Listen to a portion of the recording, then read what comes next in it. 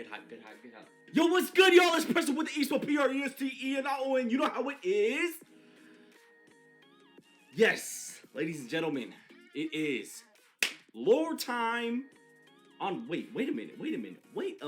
What's today, ladies and gentlemen? The 26th. It's a Friday, okay? What game comes out today? Tekken 8. So why the heck am I doing a lore reaction? Well, simple, really. I'm not home right now.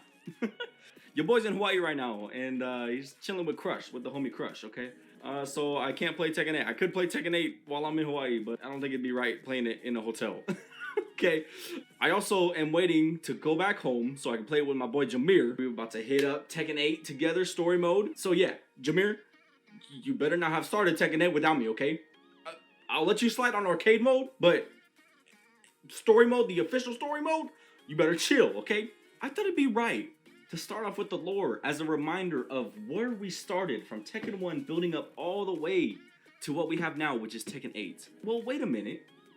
Tekken 8 is dropping this weekend, and today's a Friday. We still got Saturday and Sunday this weekend, right? So what am I gonna do? I think after this lore reaction, I'm gonna stop the video once it starts getting into Tekken 7. So that way tomorrow, that's right, Tekken 7 gameplay is about to drop, and then another one on a Sunday. And I think if I remember, Tekken 7 is a pretty short story mode. I did play it once, okay, I'm not gonna lie, okay? I have forgotten a lot of things that happened. All I remember is a little boy being thrown off a cliff, okay? Tekken 7 gameplays this weekend, tomorrow. See you guys tomorrow. Yes, I will upload tomorrow. Pinky promise, okay? Pinky promise. Break your mouth. And then next weekend, Tekken 8 will be the following gameplays. And I pinky promise on that too. Pinky, break your pinky. Tekken 8 next weekend will be up and going. And boy, it's about to go crazy. The Mishima bloodline. Where do we go from here? Oh my gosh. Okay, I'm hype. I hope you guys are hype. Real quick, can we just roll the clip of the teaser trailer for Tekken 8 at the Evo? Okay, roll the clip.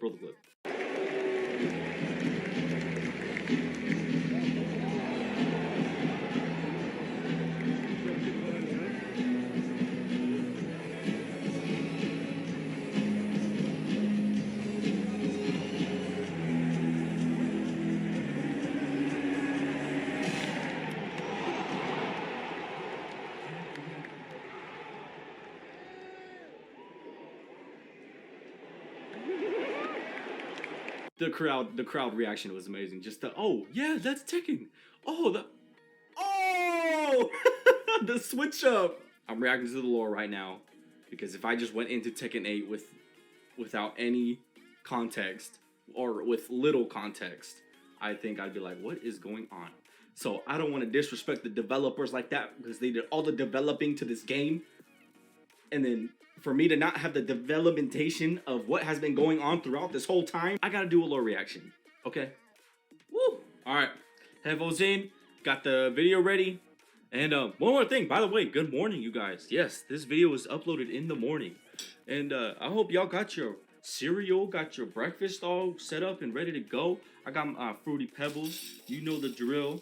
Oh yeah. Oh yeah. Yeah. All right. I got my bowl buddy, Patrick Star. Oh yeah. But yeah, let's get into it. Good morning, y'all. Let's have a good day, all right? Let's get into this. 3, 2, 1. Let's go.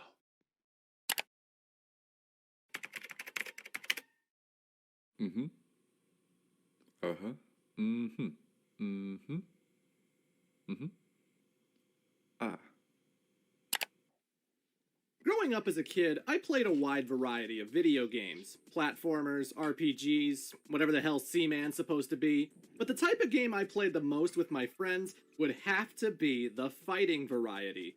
I just want to say, if y'all didn't get a snack, this video is gonna be about an hour 50 minutes.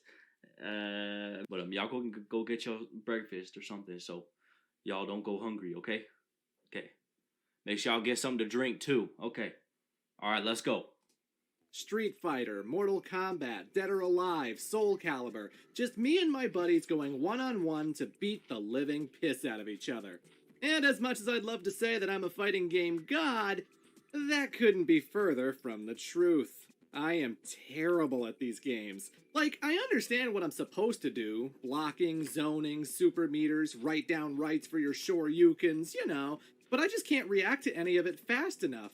I never use my assists effectively, I can't counter anything in DOA, I couldn't pull off a 10-string to save my life. MK11. You'd more than likely kick my ass, but I'm still gonna have fun regardless. Whether Absolutely. I'm button mashing or using muscle memory that I can't possibly articulate, it's still satisfying to knock some virtual heads. There is an energy with this genre that is rarely matched. The speed, the music, the animations in VO. Heaven or hell, you won. Let's rock! Character goes a long way. If your game has lots of personality and feels satisfying to play, then you're gonna win me over. I mean, who didn't want to be Ryu or Chun-Li when they first played Street Fighter?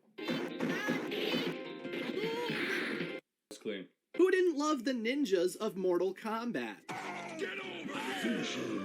I remember booting up Soul Calibur 2 and being instantly drawn to Nightmare, the Azure demon who wields the demonic blade Soul Edge. Darkness, come unto me! Nice. On a surface level, Nightmare is just an edgy Dark Knight, but these characters have lore behind them, and digging deeper helps you discover that this scary-looking fighter is actually a tragic figure. A man named Siegfried, one who sought the evil blade to gain the power that could avenge his father, when in reality, he was running away from the truth, that he himself was the murderer. And this delusion only fuels his descent to the dark side as he falls deeper and deeper into insanity, ultimately becoming a shallow husk of the person he used to be. There's no turning back. Except there is, because when we get to Soul Calibur 3, Siegfried rejects the darkness inside him and regains his humanity. Oh, of course. His story continuing on redemption. I would have kept that sword, It's a fantastic soap opera that just expands with each new entry. But you had to find out this information yourself. See, nowadays every fighting game has a story mode of some sort, but back in the 90s and early 2000s, that wasn't the case. You picked your fighter, you took on a list of opponents, and if you were lucky, you got an ending with still images and text. Hell, Mortal Kombat is the only game I remember that had biographies in the attract mode. Every other time, you had to consult the instruction booklet. And Virtua Fighter never had endings to their games, so those manuals are essential to know anything about the lore. Did you know that Pi is a Hollywood actress? Neither did I! Figuring out fighting game lore is like going to IKEA. They give you the pieces, but you have to assemble it yourself. And that takes us to the topic of today's video. I'd like to talk about Tekken. Hey, okay. Yo. Hey, there go Eddie. There go homie Eddie. A boy, yeah. Yeah, Marcel! Tekken is one of Bandai Namco's best-selling franchises, each game always ending up with a greatest hits re-release. Everyone's heard of it, it's incredibly popular, but being a fighting game, its lore is still very hidden, very obscure. When Nintendo's Smash Bros. Ultimate was rolling out DLC, the second last fighter revealed was Kazuya Mishima, one of the major characters of Tekken. And it was interesting seeing all of this obliviousness from friends and strangers alike. They knew where he was from, but why does he turn into a purple demon man? I mean, you'll watch all the big fighting game tournaments, Combo Breaker, Evo, and Tekken seems relatively normal at first. Just a bunch of martial artists fighting each other, right? Of course. And then in one match, someone will pick Jack, the gigantic metal robot with the pink mohawk.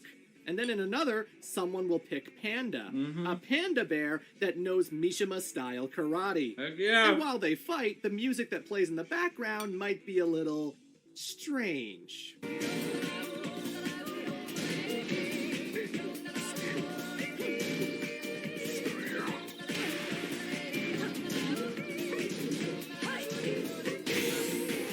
It's a franchise that looks really intense on the outside, but behind the curtain is some really goofy shit.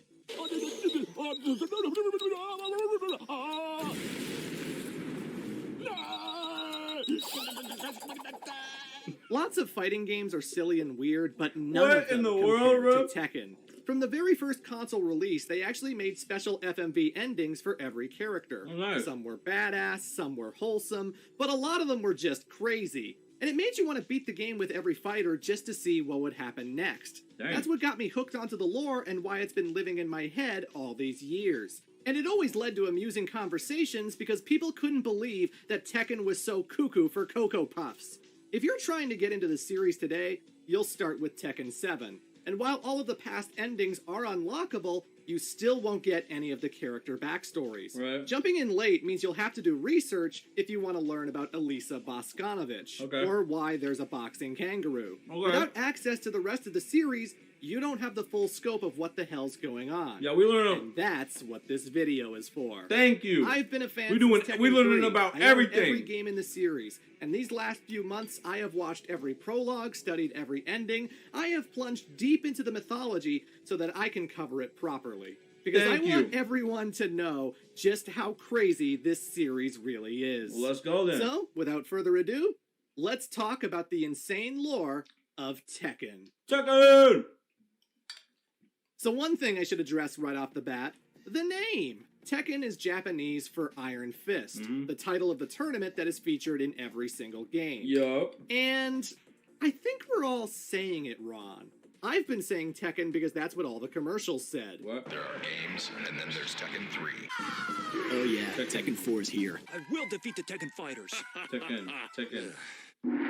How is Tekken it? Tag Tournament. But in the game itself, they say it very differently. Enter the Tekken Force. When Tekken fighters attacked her, Yeah, it's Tekken 7. Tekken Tag Tekken. Tournament. Tekken Blood Vengeance. We all made fun of Michelle Rodriguez, but she knew what Family. was up. Like literally Family. spend all night playing like Tekken fighter games or Street Fighter. So, you know, Tekken. I just Tekken. thought it was worth Yeah, she said mentioning. it right then?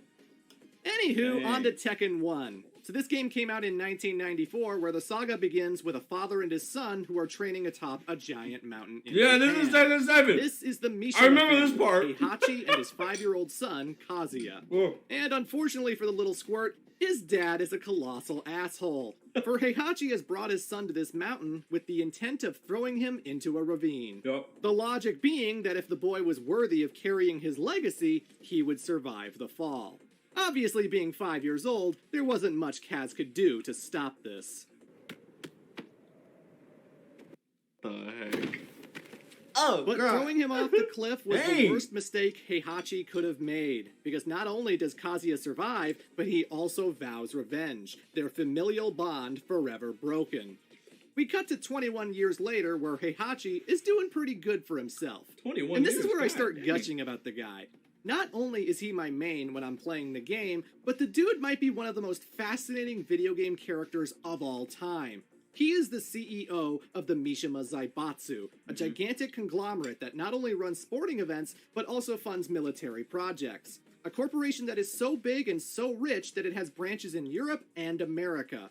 Originally, it was on the up and up until Heihachi's father, Jinpachi Mishima, passed away. Look at that goddamn beard. Honestly. One has to wonder if Jinpachi's death was legit, because as soon as Heihachi gains control, he starts using the company for organized crime. He's basically the head of the Yakuza if it extended to the whole goddamn world. Oh, and no one dares cross Heihachi, because try as they might, the man is unkillable. God dang.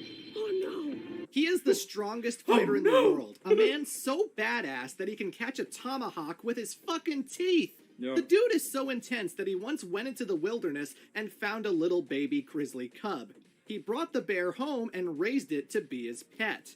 But over the years, he taught it some new tricks, such as how to understand Yo. Japanese and how to fight. I repeat, he raised a bear Yeah. and taught it Mishima-style that's karate. amazing. Heihachi has a grizzly bear for a sparring partner. That's amazing. This is a playable character, by the way. You can fight as the Kuma, bear, yeah, Kuma. whose character model was ugly as hell in the original game. Well, maybe his CG render is better. Oh my god! Oh, and it should be mentioned that it wasn't enough Y'all for see Heihachi Heihachi to throw too? his son God off a dang. cliff. He also adopted another child purely to be a rival to the boy. An orphan who was good at fighting off street punks, Li Chaolan was officially made a mishima, where he enjoyed the Zaibatsu's grand wealth. Okay. If you think that Li loves his adopted father, no. Like I said, Heihachi is a shitty father. Anyway, Heihachi is on top of the world. He's rich, he's powerful, but he feels so dissatisfied. Yeah, of course. Say what you will about his criminal ties, the man only wants a fair fight. To meet that challenger who can finally push him to his limits and best him in combat. And so he comes up with a brilliant idea. The King of Iron Fist tournament. A call to every fighter in the world to see who can dethrone the Zaibatsu's head honcho and win the gigantic cash prize. And thus the stage for Tekken is set. A dozen weirdo fighters all coming together, including Kazuya, our would-be main character. Of course, you're not forced to play as Kazuya, but he is up front and center as the star. He gets the most screen time, he takes up all the space. Hell, the poster's tagline is all about him. But what I find interesting about this is that Kazuya is not a hero. At all. Typically in fighting games, the main character is a babyface. Ryu from Street Fighter, Liu Kang from Mortal Kombat. These guys don't have any dark intentions, they just want to do the right thing and make the world a better place. But not Kazuya. Like, yeah, Heihachi's a criminal prick, but the goal isn't exactly noble. He wants to murder his father so that he can inherit the Zaibatsu and attain world domination. Makes sense. He doesn't want to restore honor to the company, he wants to be the new big bad. And this isn't a retcon. Even as early as the first instruction manuals, he is described as a cold-blooded man who wants his coup d'etat. The main character is morally gray, and you're not supposed to root for him. I find that fascinating. It really sets the tone for the Mishima storyline going forward. But let's talk about the guy other not being characters, so good in this like one. Jack the Robot, a mechanical humanoid built by the Russian military. They enter Jack into the tournament because they caught wind of Kazuya's plans and want to stop him from winning. The rules for entering the tournament seem pretty lax, because apparently it's okay for martial artists to fight giant robot men made of titanium. Although, to be fair, Jack can't be that tough because its model was mass-produced for jobbing. Yeah, it's not a unique machine. There are hundreds, and I mean hundreds of Jack robots that all operate exactly the same. He's cloned. And throughout the series, the fighters will dispatch these tin cans like they're nothing, because honestly, they are. Although these mooks have been programmed to dab on top of their beaten opponents, so I'll say that's kind of amazing. Who designed the Jack robots? Why, Russian scientist Dr. Boskanovich. He's not a playable character, but he would become one in Tekken 3. This guy's basically the Dr. Light of Tekken. He's an incredibly talented scientist who will be responsible for a lot of the crazy. Y'all remember that scientist from 5, Black Ops 1? Oh my god. He just brought back that. Oh my god. That was a scary time, man. Okay, alright. Fighters coming up. For now, though, he simply built Jack, and he made an artificial arm for another contestant, the samurai Yoshimitsu. Hey! Which again, swords are allowed? In the Iron Fist tournament? Whatever. Yoshi here is a bit of a Robin Hood. He belongs to the Manji clan, a notorious bandit group that steals from the rich and gives to the poor. This clan has been around for hundreds of years, which leads to another fun factoid. Tekken is not the only series this character is in, because Yoshimitsu's ancestor, who has the exact same name and fighting style, is also present in Namco's Soul Calibur franchise. Oh, what? And Heihachi Mishima was actually a guest character for the PlayStation 2 version of Soul Calibur 2. Even Kuma is stronger than you. But you don't care about that because everyone vastly prefers the GameCube version. It has Link, for God's sake. Nice. The most interesting thing about Yoshi here is that his sword, which is also called Yoshimitsu, is a demon blade that eats people's blood. And if the weapon is not sufficiently fed, it will gain the power to control its wielder's mind and unleash all kinds of evil. Luckily, this is never a problem because Yoshimitsu always punishes the wicked. But still, that's kind of... So this thing need to eat blood? Or else it'll like take over? What the heck? That kind of reminded me of like Zabuza's sword and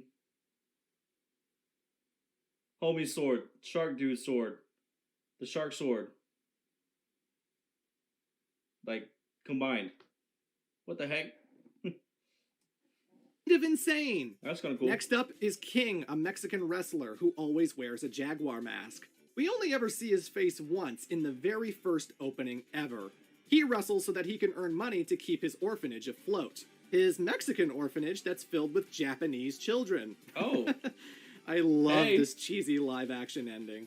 The strangest thing about King is that he's not a mutant, he's not a science experiment, he's just a normal man. But rather than speak a normal language, he only speaks in Jaguar.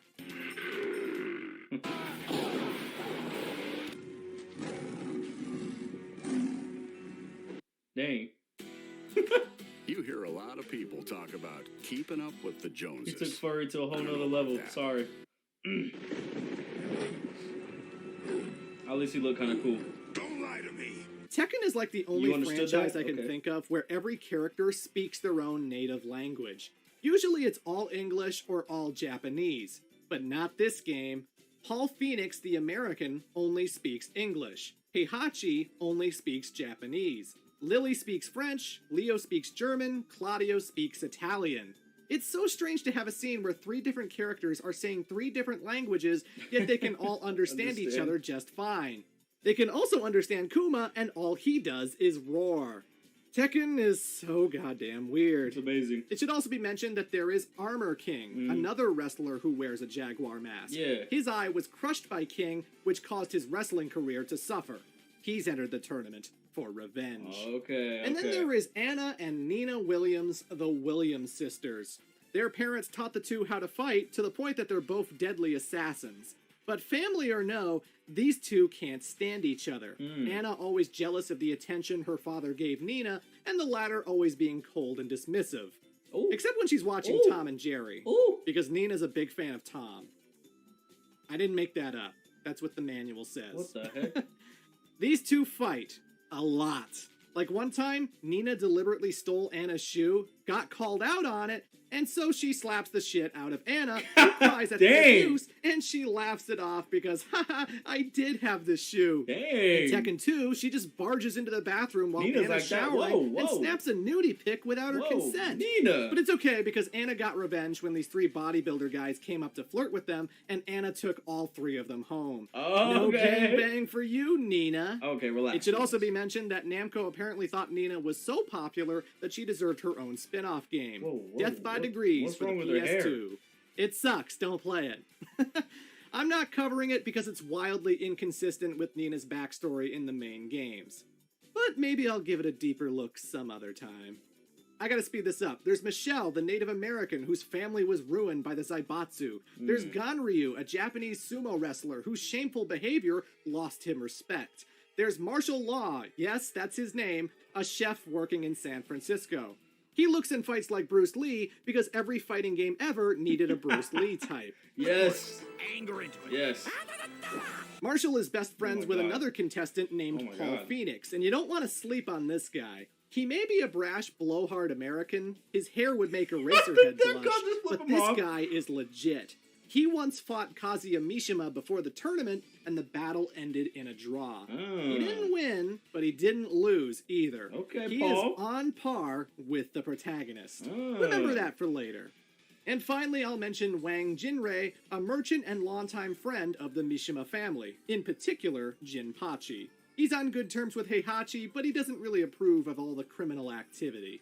Okay, that's the roster. Tekken 2 will go by a lot quicker because there's a lot of setup here.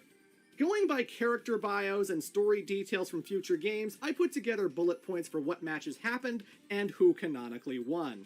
This tournament's pretty straightforward. In the game itself, not every fighter is playable from the get-go. You have to unlock them through a specific character's campaign. And those unlock fights are all canon.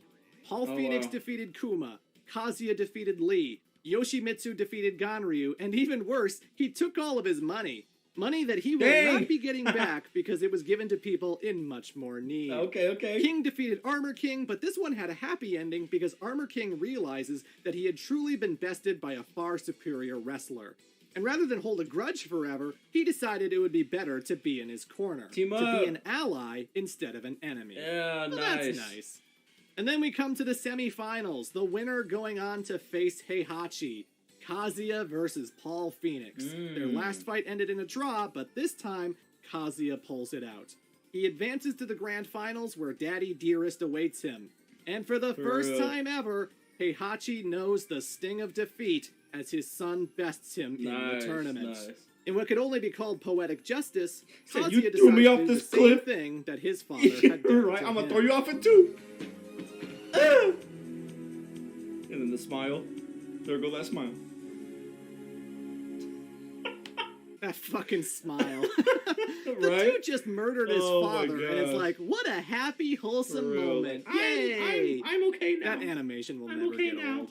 But yeah, folks, with Heihachi supposedly dead, the Mishima Zaibatsu is now Kazuya's to control. Little does he know, however, it's gonna take more than that to kill his old man. Of course. Of course he's alive. Oh, man. Oh, he pissed off now. So 2 years have passed since the original Tekken, and Kazuya is now on top of the world. But like I said before, this man is not a good guy. His goal is world domination, and he uses the Zaibatsu in all kinds of nefarious ways to achieve that. Assassinations, drug dealing, kidnappings. The guy acquires all kinds of assets to build his empire. He even abducts Russian scientist Dr. Boskanovich and forces him to work on some pretty weird shit. Batman, Green Lantern, The Flash, Superman. Your friends are slaughtering the people they swore to protect. My Justice League will burn this earth. I don't know how or why Kazuya comes up with this. I only know that it was him and not his father. So he tells the Zaibatsu, I want you to poach as many animals as you can. Cheetahs, wolves, kangaroos. I don't want just an army of people. I want an army of beasts. Dang. And so, through some mad science, Dr. Boskanovich creates the first transgenic military animal, Roger. Roger. A boxing kangaroo Roger. that's meant to impose fear in the enemies of the Mishima Zaibatsu. I'd like to imagine that because Boskanovich was a hostage, that maybe this was his way of messing with them. But even still, you don't get this far without supervision. It's pretty hard to take Kazuya seriously when his big plan to conquer the world is to sick boxing kangaroos against his enemies. But it gets even better, because the second military animal would come from an extinct species. Roger's throwing hands, Using bro. DNA pulled from fossilized insects, Boskanovich then A applies his dinosaur. experiment to a full-grown Nice. velociraptor. The man literally brought back the dinosaurs just so he could slap one with boxing Just to gloves. throw hands, I mean, shit, bruh. man. You'd think resurrecting dinos would earn you a pretty sizable chunk of change, but hey, what do I know? Now, these two characters are very jokey inclusions, but believe it or not, their existence is critical. Just absolutely crucial to paving the way for the future. Okay, tell me. For Kazuya's animal poaching has caught the attention of the WWWC, a wildlife protection agency of which a certain woman is a member. That woman being Jun Kazama. If you have any passing knowledge of Tekken lore, you know what that means. Kazama. If Kazuya hadn't tried to create military kangaroos, Jin Kazama would never have been born. Yeah, that's But mama. I'm getting ahead of myself. That's the mom. In order to establish his dominance to the world, as well as eliminate his enemies, Kazuya decides to sponsor the King of Iron Fist Tournament 2. It attracts the attention of the exact same cast from the original, as well as a few new faces like the Hong Kong detective Lei Wulan, a Taekwondo fighter named Beck, Nice. and a Muay Thai fighter named Bruce. All right. The latter a bodyguard for Kazuya alongside Ganryu and Anna Williams. But hark! Be careful to anyone who dares enter this tournament, for it is rumored that Kazuya has made a deal with the devil himself. What I find interesting when you look at the promotional material of this game is how the roles I had to are do it reversed. just to line up the Whereas the before, sound. the Okay, entire we're good. cast was surrounding Kazuya, now they find themselves surrounding Heihachi. The hero is now the villain is now the hero. How many sequels managed to pull that off? It once again solidifies how fluid Tekken's morality is. Heihachi's not a good guy, but he might be better than Kazuya. Either way, a lot of the stakes seem much more personal this time around. Yoshimitsu wants to save Dr. Boskanovich. Kuma wants revenge on Paul Phoenix. King has become a drunk because his orphanage is going under, and only with the support of Armor King can he pick himself up. One of the Jack units wants to feel emotion and identity, and actually saves a little girl named Jane from a war-torn battle. It vows to protect the little girl no matter what. Michelle's mother has been kidnapped by the Zaibatsu because of a certain medallion she has. A medallion that will serve a much bigger purpose in Tekken 3. And while she's dealing with that, she also has to be careful of Ganryu because the sumo wrestler has been madly in love with Michelle since meeting her in the last tournament. Apparently, he begged Kazuya to rig the game so that they would fight each other. Dang. Li Chaolan decides to side with his stepbrother Kazuya, although it's not because of brotherly love. Ultimately, he wants to sabotage his plans with the help of Wang Jinrei. Thumbs down. And Heihachi, well, the man has a lot of pride. He has spent the last 2 years training like a beast, knowing that his son has finally lived up to the Mishima name. He will not take him lightly this time. The stage is set, the King of Iron Fist Tournament 2 begins. So right off the bat, Paul defeats Kuma again. Heihachi faces off with Li Chaolan and puts him in his place. Dang. He tells his adopted son that when I get the Zaibatsu back, your ass is out. You're done. Michelle defeats Ganryu, telling the guy, sorry buddy, I'm not interested. She also gets her mother back, as well as the medallion. Lei Wulon faces off with Bruce and emerges victorious. Lei found information connecting Bruce to the death of his old partner, but when he tries to pursue him after the tournament, Bruce's getaway plane crashes and he supposedly dies. Nina Williams enters the tournament to assassinate Kazuya, and whether she got defeated by him or by Anna, it's not very clear. The point is that she suffers defeat, and Kazuya, being the absolute shithead that he is, forces her into a cryo-sleep chamber. He renders her unconscious to forever be a human test subject. It's at this point that Anna realizes that she doesn't want to live in a world without Nina, and so she asks to be put in cryo-sleep as well.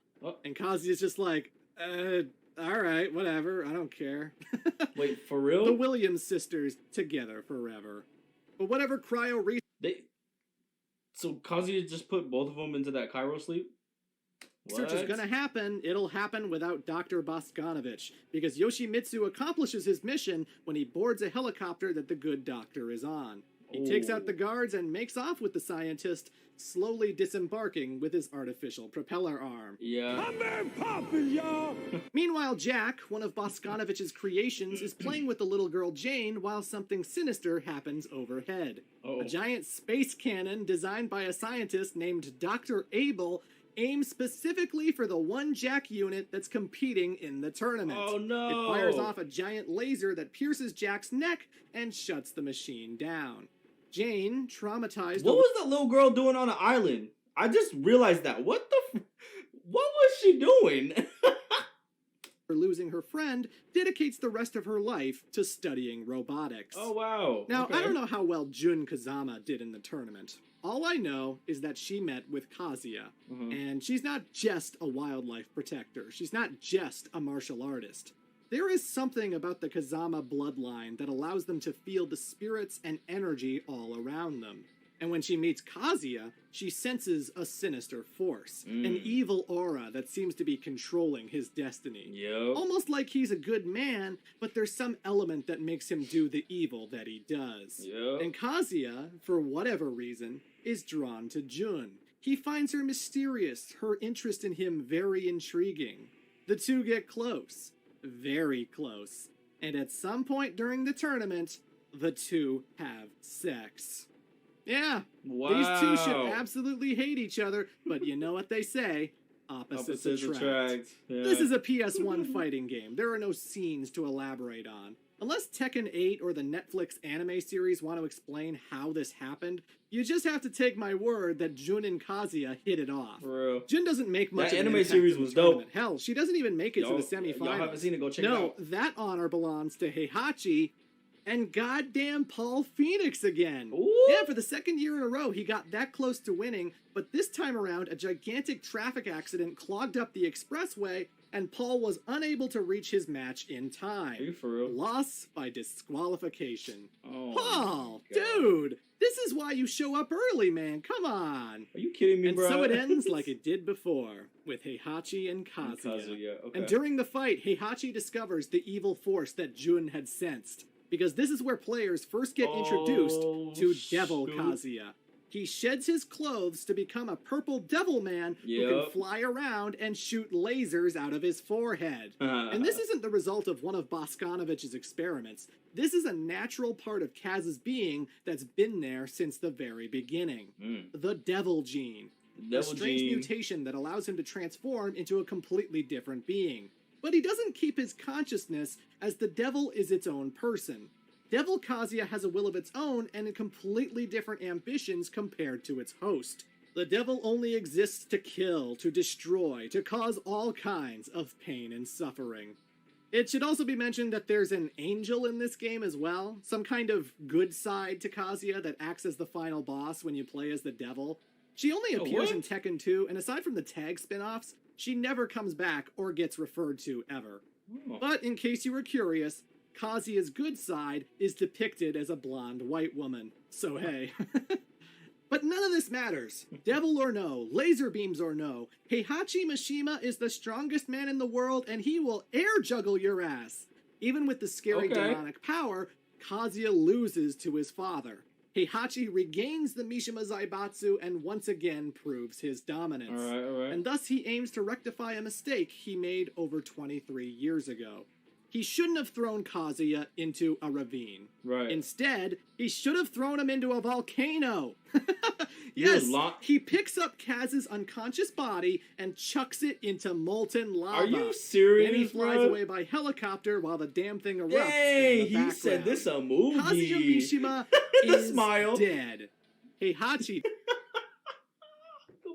Go back. Background. Kazuya Mishima. Oh my gosh. Alright. This is what we're doing. Okay, we getting thrown into ravines, thrown into volcanoes. We coming back from the undead. And we just gonna keep the cycle going. Oh my god. Is this what Tekken 8 is about to be about? Is Jin gonna throw Kazuya into a... I don't know. What's he gonna throw him into? I don't know, man. I don't know. Let's go. Is dead. Heihachi does not fuck around. With the devil taken care of and... Why do you say it like that? Say it again. Heihachi does not fuck around. Wow. With the devil taken care of and things returning to normal, the only trace of Kazuya left is his child. Jin. One that will be raised by Jun Kazama. Okay. There go... Wait. No.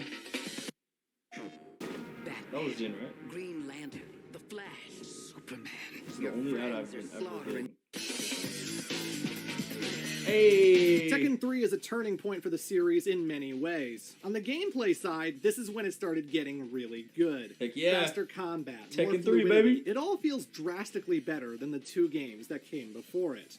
And everyone took notice, which is why Tekken 3 is often considered one of the greatest PlayStation games ever made. Nice. But in terms of lore, this game changed the tone, the visual style, and even the time frame. Tekken 3 takes place 18 years after Tekken 2, where once Heihachi had black hair, he now has gray hair. Okay. Where once we followed Kazuya, we now follow his son. Jin. A new generation of fighters, a new era to unfold. A new energy had entered the franchise, and it has been intoxicating ever since. So the story kicks off in South America, where an ancient evil awakens from some ruins. This evil is the god of fighting known as Ogre. Its origins are shrouded in mystery, with some theorizing that it was dropped on this planet by extraterrestrials. It speaks a weird language, it's a big muscular green man, and the only thing it lives for is absorbing chi of other fighters. I don't know how martial artist energies differ from ours, but Ogre does. And with the ability to sense this power, he travels all over the globe to battle. And this actually leads to casualties as Ogre finds King, the Mexican wrestler, and actually kills him. Oh, no way. Yeah. Did you think King in Tekken 7 was the same King in Tekken 1? No way, Jose. Ogre beats the Taekwondo fighter Beck so badly that the dude ends up in a coma until Tekken 5. Dang. Martial artists from all over the world start disappearing, leading to Detective Lei Wulan to open up a case for it. Okay. But by far, the biggest target of Ogres is Jun Kazama.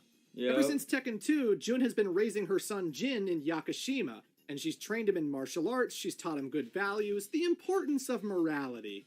But now something's coming. Because Jun can sense evil energies, she warns Jin that if anything ever happens to her, he needs to seek out his grandfather, Heihachi. And sure enough, Ogre shows up, trashes the place, and knocks Jin unconscious. Y'all go watch that anime, Tekken anime. Both Ogre and his mother are That's all gone. I'm gonna say. Aside from the non-canon tag games, Jun never comes back. Heihachi is intrigued by this ogre. He's always heard of it, but now the beast has finally woken up. If he could capture Ogre, study his body, study his blood, perhaps Heihachi could unlock that strength for himself. And Jin, his grandson, a chip off the old block. He said, takes "I the want that. Mishima-style karate very well, I want it." convincing Heihachi that he would make for the perfect bait to draw Ogre out. And naturally, Jin is fueled with hate, fueled with revenge, desperate to fight Ogre once more.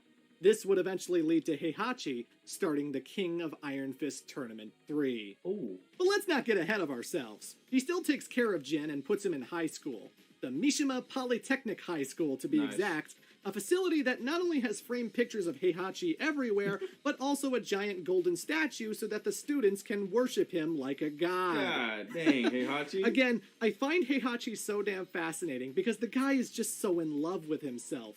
Anyone who can win the King of Iron Fist is given a trophy that is modeled after his own head. Yeah, of course. The dude literally has a bowling alley in the Zaibatsu headquarters with these trophies as the bowling pins. Holy I smokes. tell ya, I would love to have Heihachi as my grandpa.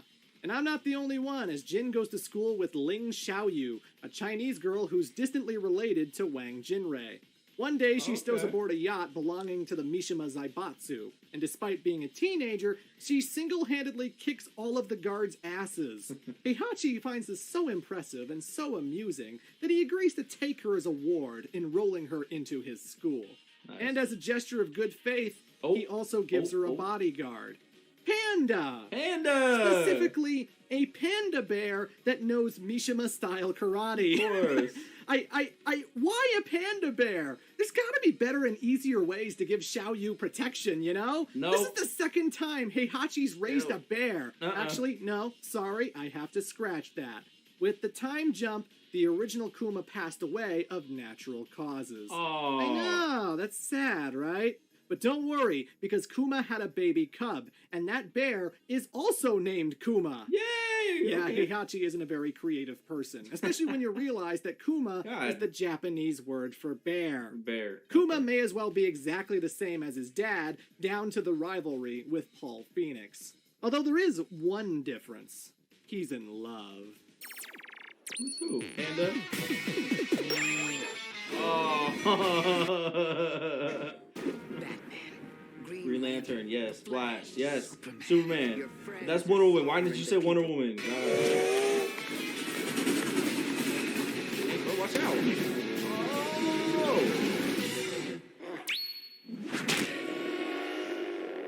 Oh. Yes, Kuma is in love with Panda, who always rejects his Dang. advances. But I believe in him. One day he'll win her over.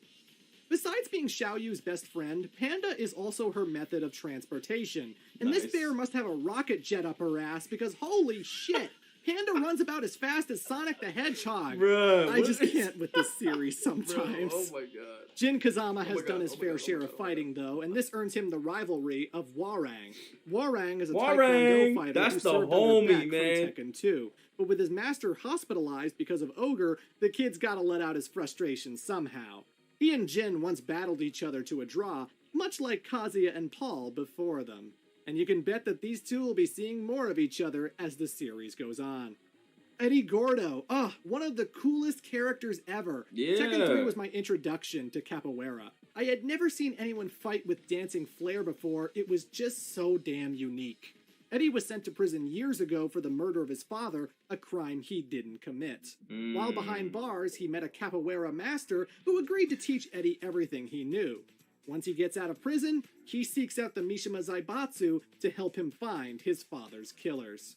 Brian Fury, oh man, this guy's a nutjob.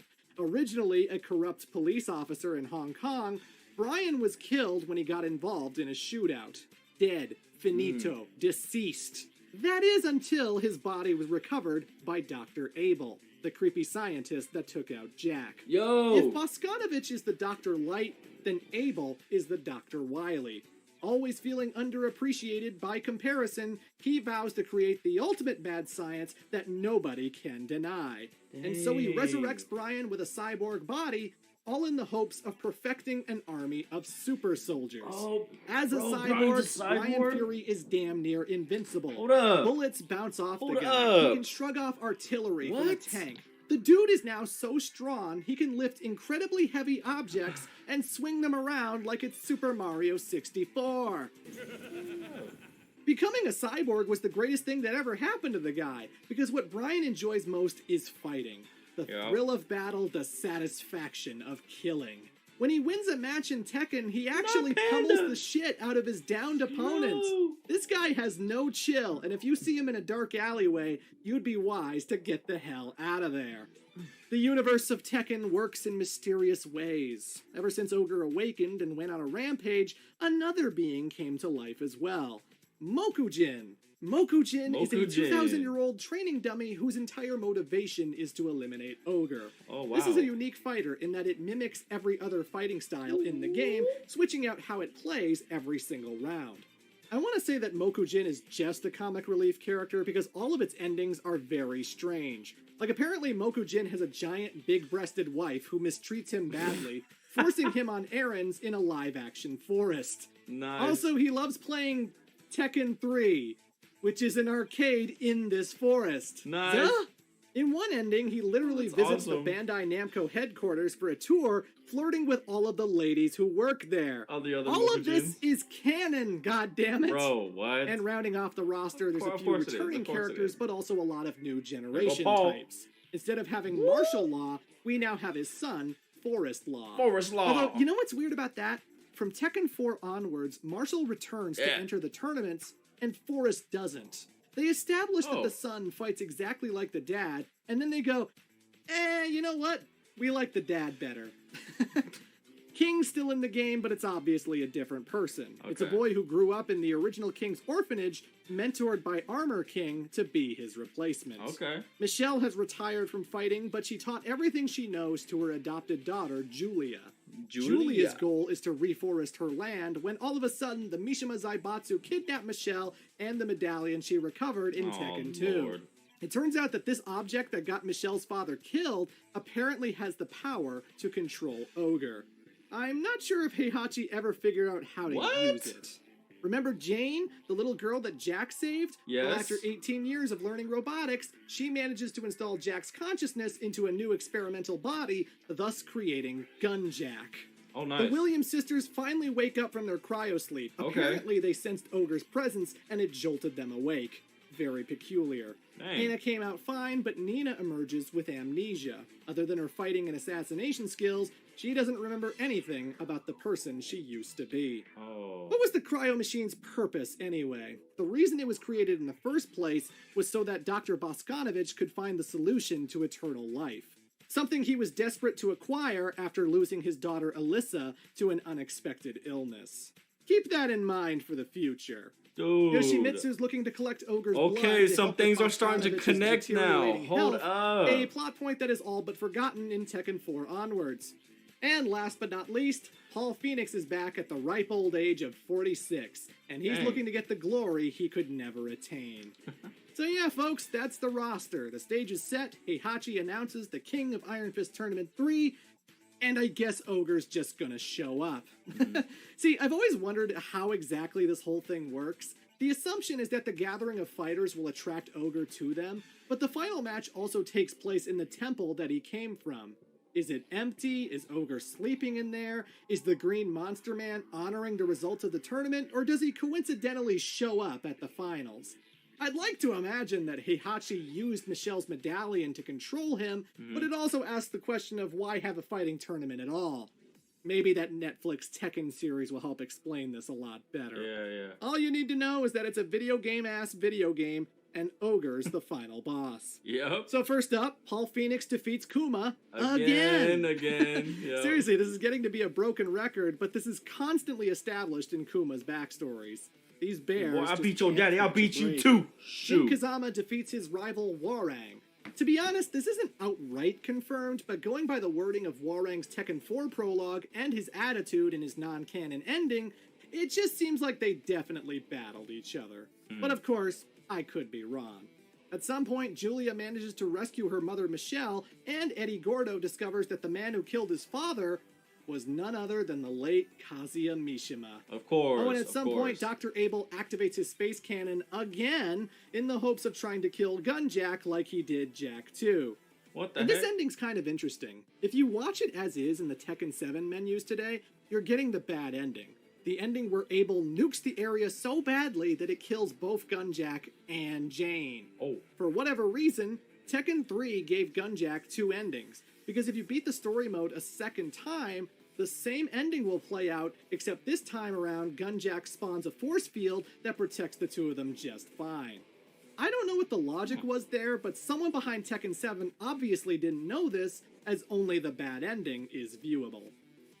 And that's about it. There's not much to go off of reading material from future games. The details of the tournament seem pretty ambiguous. But we definitely know how it ends. Yeah. The final battle takes place in the South American ruins. It's Ogre versus Jin. Paul Phoenix. Oh, Paul. Yeah. Paul manages to hang in there until he comes face to face with the monster itself. It's a fierce fight between the two competitors, but there can only be one winner. And that winner was Paul Phoenix! Nice. I'm not kidding! That's actually the lore! Paul went undefeated through the entire King of Iron. Hey, he won. Nice. And even triumphed over Ogre. The monster that killed King, that killed Jun, that put Beck in the hospital, the big bad of Tekken 3, taken out by the ultimate underdog. Yeah. Incredible. Let's go, Paul. Nowadays, Paul Phoenix finds himself as a bit of a comic relief character, always being put into silly situations. But in the 90s, this dude consistently made it to the finals of every single tournament, being on equal terms with both Kazuya and Ogre. I love this aspect because sometimes it gets kind of boring seeing the same main characters take the crown. And Paul getting so damn close when he has nothing to do with them, that's the chaos I live for. But I have to burst the bubble and explain why he didn't win the tournament. You see, Ogre actually has two forms, and while Paul celebrated over beating the first, he didn't stick around to actually see the beast transform. And thus, Ogre becomes true Ogre, a gigantic winged snake-armed fire-breathing abomination that Jin Kazama takes on. Now, Tekken 4 says that Paul was undefeated, so I have to wonder if he actually battled Heihachi and Jin, or if Ogre interfered before Paul could take Jin on. Either way, Jin gets the ultimate victory. You win. Nah, I'm gonna give it to Paul. We gotta give it to Paul, Jin Kazama has avenged his mother. He has won the King of Iron Fist Tournament 3. No. Too bad he won't be allowed to enjoy the victory. Scared, Potter. You wish.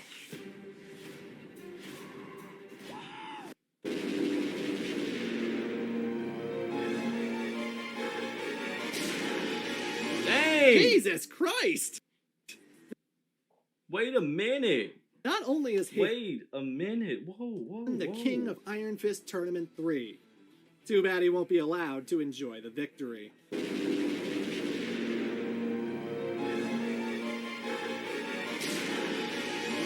Jesus Christ! Not only is Heihachi a shitty father, he's a shitty grandpa too. Heihachi, you get you got all this power, and you just gonna do your grandson like that? You don't even need the gun now. What's going on, man? With Ogre defeated, Jin is no longer any use to him. Just another blood relative getting ready to knock him off his perch. Plus, this is Kazuya's son, which means there's a very good chance that this kid has some devilish tricks. You got the his devil sleeve. gene. And well... Ooh! Oh!